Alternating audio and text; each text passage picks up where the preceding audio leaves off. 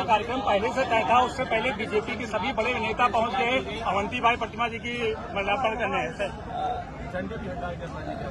वीरांगना अवंतीबाई लोधी का सम्मान सभी को करना चाहिए और सरकार के लोगों को विशेष इसलिए करना चाहिए यह संसाधन उन्हीं पर है। पीढ़ी का समाज अपने तमाम ऐसे महापुरुषों को और उनके योगदान को अगर पहचानेगा तो समाज और एकता बढ़ेगी और ये थोड़ा सा आप अभी मुख्यमंत्री जी आए थे, उन्होंने उनको रानी लक्ष्मीबाई बता दिया। किया गया तो हारे में प्रत्याशी 51 वोटों से जिताइए। इलेक्शन कमीशन समय पर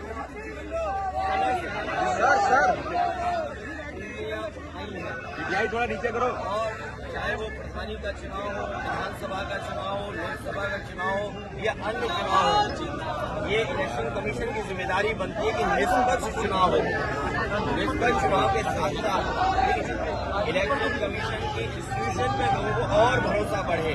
इधर जो हम लोग देखते हैं कि इलेक्शन कमीशन के जो फैसले हैं, इलेक्शन कमीशन का जो काम करने का तरीका है, उससे लोग संतुष्ट नहीं हैं, अविश्वास पैदा हुआ है। अभी हाल ही में जो वोट चोरी, वोट डकैती को लेकर के बड़े पैमाने पर देश को इंडिया गठबंधन और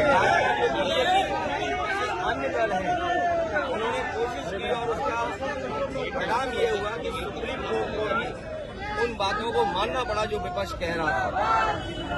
इलेक्शन कमीशन पे कई बार उंगली उठी है और यूपी के चुनाव में तो न जाने कितनी बार उंगली उठी है। ये तो पहला फेज था कि जहां हम अपना वोट बचा सकते हैं, अपनी वोटर लिस्ट में शामिल कर सकते हैं, ये पहला चरण है। लेकिन इसके बाद जो प्रशासन काम करता है, सरकारें जो काम करती हैं, उस पर इलेक्शन कमीशन कोई कार्रवाई नहीं करता। मुझे याद है कि जिस समय उंगली उठाई थी इलेक्शन कमीशन पर, तो 18,000 वोटों का जो डिलीट किया गया था, उनकी जानकारी इलेक्शन कमीशन को दी एफिडेविट के साथ दी। लेकिन अभी तक इलेक्शन कमीशन ने एक भी अधिकारी के खिलाफ कार्रवाई नहीं की। अगर एक भी इलेक्शन के खिलाफ कार्रवाई हो जाए, मतलब अधिकारी के खिलाफ इलेक्शन कमीशन कर दे कार्रवाई, तो मैं समझता हूँ कहीं भी वोट चोरी, वोट डकैती या इस तरह की लूट नहीं होगी। सर, आजादी के इतने दिन